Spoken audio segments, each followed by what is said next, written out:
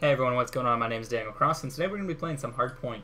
I know you guys recommended me doing that, and I think I'm going to give it a shot. Now, I don't know how well this is going to work out.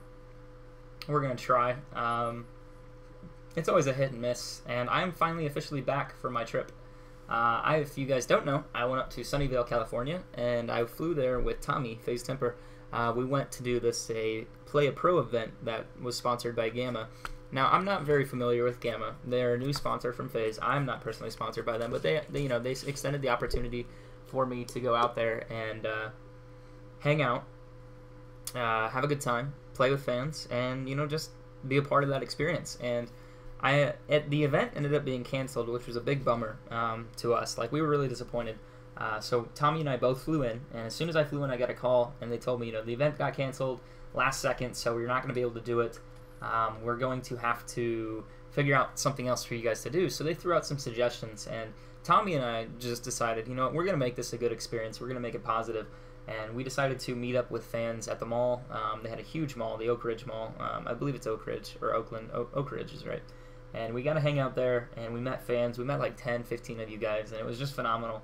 I never really thought that we had such a influence on people and just everyday life, in a sense. Tommy and I were walking around the mall, and he was jokingly telling me, he's like, I'll bet you $5 someone recognizes you because of that hoodie.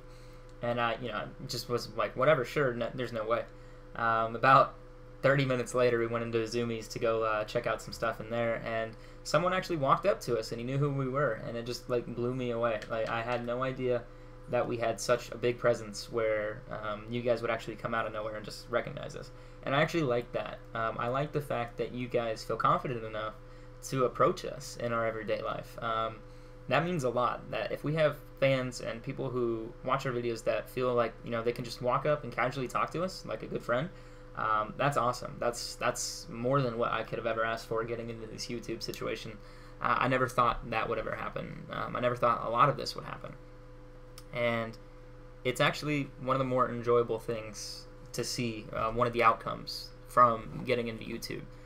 When I first started, there was some idolization from the Optic players. I remember being in parties with them, and I never really gave them too much thought. I just thought, it was cool that they were in Optic, but I never really worshipped those guys, in a sense. I never, looked at them like they're so amazing, whatever. I realized that they were good players, but I never gave them more than that. And it's kind of strange to see how other people would get in the game, and they would hound these guys and, ask them all this stuff and whatnot. And to be in that position now is kind of humbling. It's really strange. I set out my goal was to join Optic when I first started this whole YouTube thing.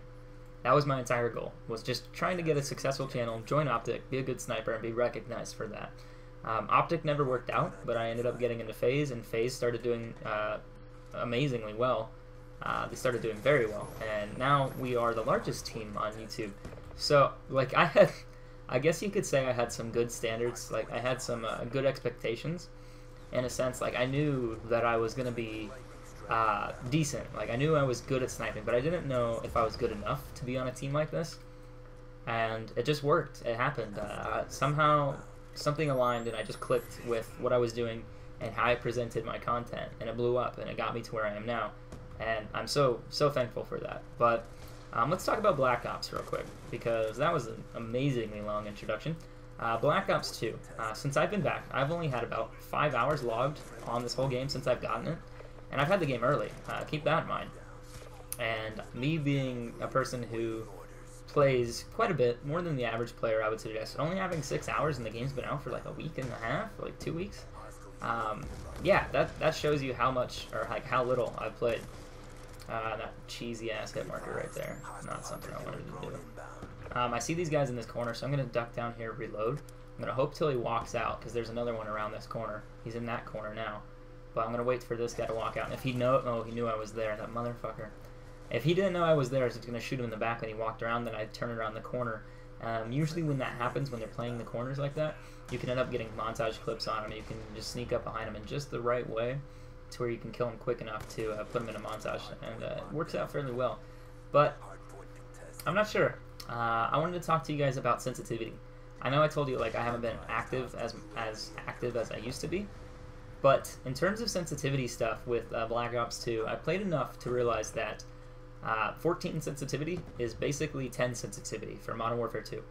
It's the same thing Modern Warfare 3. That's the only thing in Call of Duty that has ever really been the same that they actually decided to finally change. And what does having 14 sensitivity do for you? Does that mean you have a faster sensitivity than sensitivity 10? No. You spin just the same. Like, you don't have any more advantage than you did before previously. It just allows you to have more sensitivities and more control over what you're doing. So say, for example, you might have 5. 5 might actually act like 6 in that sense.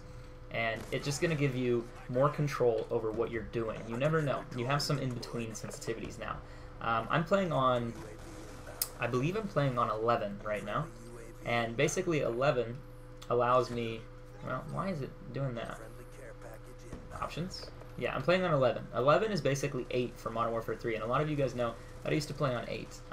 Previously in this commentary, in I believe it was the first episode I made, I put my sensitivity up to 13. That wasn't bad, but 13 is like having 9 or 10, or it's around there. It's a little extreme. So I'm just trying to tone it down a little bit, and that's what I'm doing right now by playing on 11. And hopefully it will mimic what I used to do. And hopefully, in terms of that, being comfortable with your sensitivity allows you to be consistent, it allows you to be accurate and reliable, really is the big thing. And hopefully, I will be able to get more clips this way, because I'm comfortable with what my sensitivity is, and I'll be able to get those shots on point each and every time. And if you guys change your sensitivity a lot, you'll notice that you have trouble. You struggle to be consistent, and that's mostly your issue. You need to find a sensitivity that you're comfortable with in almost all situations and stick with it. Don't change that. Once you change it, you're going to have to get used to that again, and it's going to take some time. It might not take, could take a couple hours, could be a couple days or weeks. It really depends on how gradually you change your sensitivity. I know players that would play on 6. That's what they snipe on. If I remember right, FaZe Davey snipes on, like, for Black Ops, he sniped on, like, 3 or 4. I think 4 was the highest sensitivity I ever saw him play on. And I'm sitting here playing on 9 or 10. That was my thing. So you had to be very precise on what you want to do. Get something you're comfortable with and do, just go for it. Each person's different, and that's going to benefit you a whole lot. Man, I really need to get over to that hard point because they are trashing it. Can I climb on top of this? Apparently not. There might be a way to do it somehow, but I haven't figured it out yet. But this is a spot I like to go to right there. Almost hit an airborne collab. Nice little headshot here. Tacky, but it works. You guys have noticed your drag shots don't necessarily line up anymore in this game. That's because of how they played with sensitivity. I know it's the same, but when you scope in with your sniper rifle, you don't really have ADS anymore, so it's going to feel very different. You're also going to have to be more accurate yourself. You need to put that crosshair either in front of them and have them run into it, or you need to try to just pull it onto them. Like, usually you drag behind someone, put it in front of them, and drag to them. Like, predict where they're going and drag toward them. Don't drag away from them in that sense, like chasing them. Don't chase them. Try to bring it to them and meet them in the middle with it. You'll probably start being more consistent that way and getting more shots. It's just a theory, but I think it would work. Now I'm going to take this guy out. There's a guy behind me though, and I won't be able to turn on him because my sensitivity is a little bit lower. Also, with sniping in this, I still feel it's biased. I did an entire commentary on that, and a lot of you kind of agreed with me. Basically, they gave submachine guns, assault rifles, the god power, and that god power is being ADS, being able to aim down your sight super fast.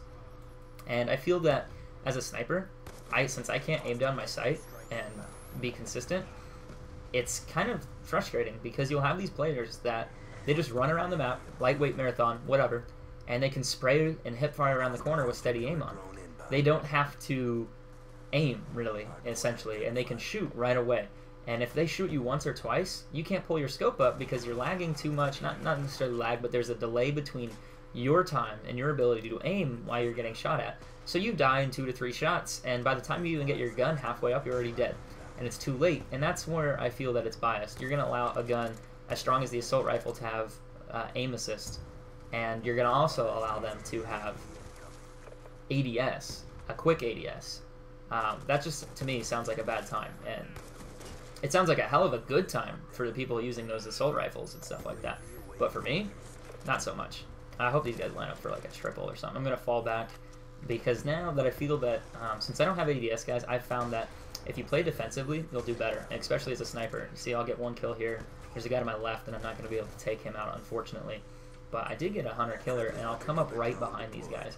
So that's a bonus. So what I'm going to do is I'm going to throw a stun. Hopefully be able to take that guy out, or my teammate will. I'm going to throw another stun. I'm going to try to line up the shot, but I can't move because my teammate's on top of my goddamn feet. I see that they're coming behind me, so let's go over here and see what we can do.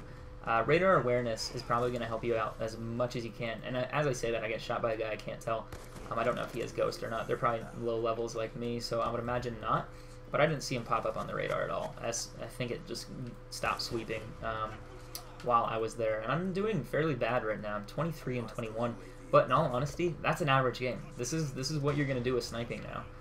You're not going to be able to be that dominant player like you were in Modern Warfare 3. You're not going to be able to run around and just kill hard. Like, you will have some games. Don't get me wrong. You will have your good games and you will have your bad games. But for the majority of it, you're probably going to die a lot more than what you would have. And I did not know you could get up there. That's kind of surprising. Alright, let's go get this guy, and let's try to get some more points. Shoot through the smoke here. Don't feel bad about pulling out secondaries. With this game, when you have red gunners like that, people that use shotguns, and they're able to ADS, they're able to hip fire, fuck them, in all honesty. You need to play, and you need to do well. And how do you do that?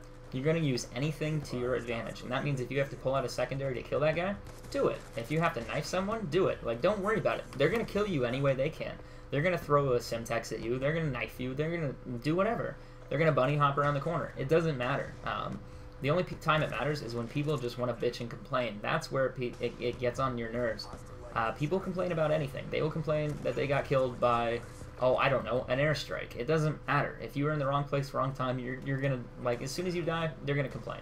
So don't fret too much when people get pissed off at you for being a sniper and just, you know, going off on you for being that player who, oh my god, I can't believe you used secondaries on me. You're fucking shit. Like, what does that mean to me? Absolutely nothing. It just means that that player's trash because they're immature enough to realize that there are other ways to kill people, and there is no unwritten rule about how I have to kill you or how I have to play. I think that's important because a lot of snipers now have that feeling of, I can only play this way, and if I don't play that way, I won't get big. I won't get, you know, fuck that attitude. Play how you want, do well, and have fun. That's the best way to look at that. I don't like how people try to cut people down by their play style. Like, you know, it is annoying getting killed by certain things. I don't like walking into a room and there's 3 snipers, and then all fucking 3 snipers pull out pistols. I don't like that, but that's just how the game's played. It doesn't mean I have to like it. People don't have to cater to me, and I think that's the biggest misunderstanding is everyone feels like they should be catered to, or they should be better than the other person, and that's nothing along those lines. There's no reason for that. Anyway, guys, I hope you enjoyed this commentary. I will be back tomorrow with some more Road to Commander, one a day, if I remember right, and I will see you guys soon with another video. Please take care. This is Kross, and here's my final score.